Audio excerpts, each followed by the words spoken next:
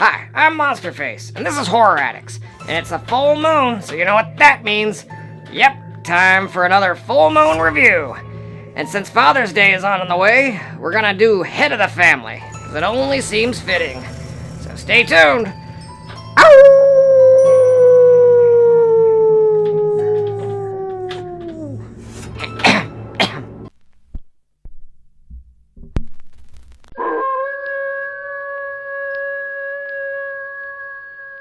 Hi, I'm Danny Knightmare, and I'm a horror addict.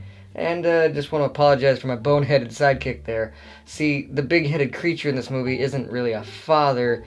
I mean, he kind of plays the role of one, but he's technically their brother. The fuck out of me. See if I ever help you out again. Seriously, you're the worst father ever. You left me in the attic for like 15 Very professional, years or buddy. more. 1996 Head of the Family was directed by Robert Talbot, or Charles Band. I don't know why he used a different name on this. I think he's done this before. I don't know, but Charles Band is Robert Talbot. I don't know, whatever. First off, this movie opens with some quirky music, which plays throughout pretty much the entire film. It was done by Charles' brother Richard Band, and it seems more like it should have been in home with Problem Child or Beethoven or some of that silly family films. I know family's in the title, but this ain't a family film by any means. Well, you know, I have to say, I do kind of like it, even if it is in an ironic way. I mean, oddly enough, it just works for me.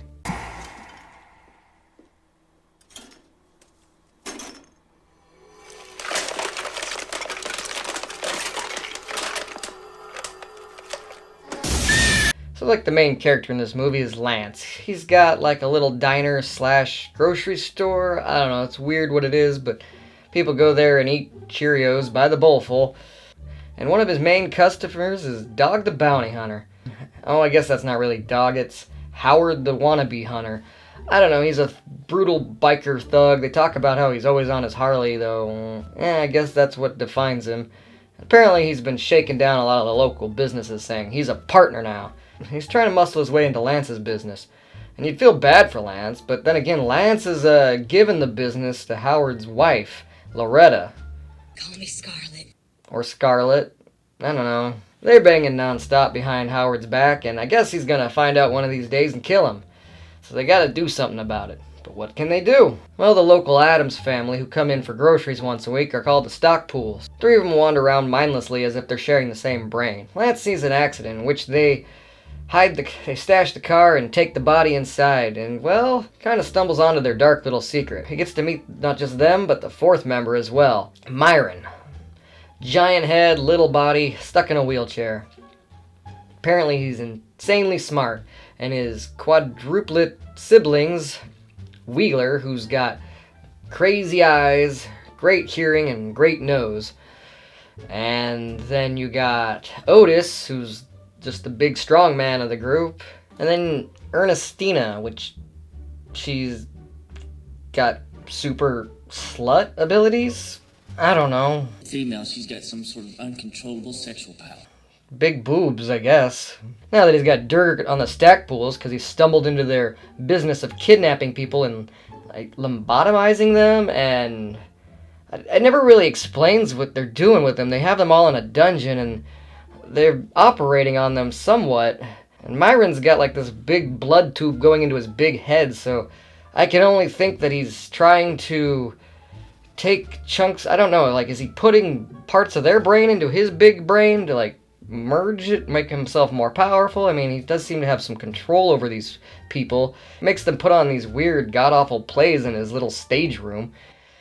I don't know what his big plan is with this. Something about wanting a body, but you're not going to find a body. I guess Otis would be the only one maybe big enough to have a body with that giant head walking around. It doesn't really make any sense. I don't know what their plan is. But either way, what they're doing is highly illegal and, you know, evil. What the heck's going on around here? Beats the royal shit out of me, Howard. So Lance uses this to blackmail them, to get rid of Howard. And they don't like the idea, but they do it. However, Lance then starts getting greedy, and he wants a couple $1,000. Figures they're loaded or something. They pushed them too far. So now they're after both Lance and Loretta. Especially in the 90s, Full Moon was known for their quirky, fun horror movies and their kind of out of their softcore pornos. I feel like one of the major falls of this movie is it doesn't really know which one it wants to be. Yes, I love seeing Jacqueline Lavelle naked, and I'm glad that you get to see like everything in this movie. However, almost every scene she's in is where they give cheesy dialogue to awkward dry humping. Felt kind of out of place. Like, either go full porno with a cool head monster, or, focus more on the head monster and, show us the goods, but I don't know, it's like they literally just pounded out these scenes, and I just felt like they could have done better. And Jacqueline's not the only one showing off the tatas. Ernestina seduces Lance. Now, this wasn't just a shocking scene because he turned on his girlfriend so easily that he fought so hard to get from her ex-husband, but he also knows that Ernestina is being controlled by Myron. He knows that Myron is experiencing through his siblings with his brain powers. He even calls her Myron as she seduces him. Then he's like, a vagina's a vagina, I guess, and knowing when you bang her, you're getting Pinky and the brain. That's just weird. Who to root for? None of these people are good. Well, turns out the hero of the movie is Otis. Don't hurt pretty girl. Yeah, okay. So he saves her when Lance doesn't. And she couldn't save herself. Not that she really deserved to be saved. She's a pretty despicable character herself. But, Otis, not too smart. Thankfully can pull the house burns down lever that they have. What?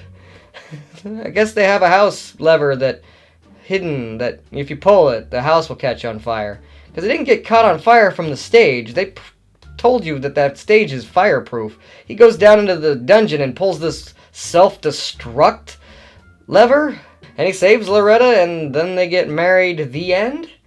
While everyone else burns in the house and dies. I can only assume. You don't see any of that actually happen. I was led to believe almost everybody else died. She said that Otis was the only surviving member of the stock pools. Lance was in the house. All those lobotomized zombies were in the house. I just have to assume they died? There's only 2 deaths you actually see on camera, which that's kind of weak. I do like the characters. I like the stock pools, despite Myron's weird sex through his sister type thing, and using his other brothers for sight, sound, and brawn. That was cool. I'd actually like to see the stock pools in a different movie if they ever make a sequel. There is like a spin-off in Blood Dolls, which came a couple years later. Oh, and this movie's got a lot of cheesy dialogue. Some of it had me smirking, I have to admit. Susie, sometimes I feel like a big old turd in a small toilet.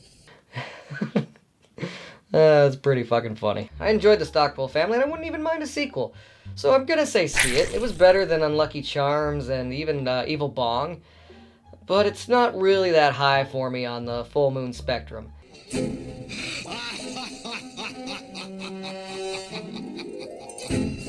Come on, please say it. Why should I? Please, come on. I'm sorry, man. Fine. Cut! Well, if you've seen Head of the Family, let me know in the comments what you think about it. For me, it was but maybe you loved it, maybe you hated it. Either way, let me know and tell me why. I'd like to know. Either way, please hack that thumbs up button. And if you're new here, subscribe, and don't forget to ring that bell for notifications on all things horror. Thanks for watching.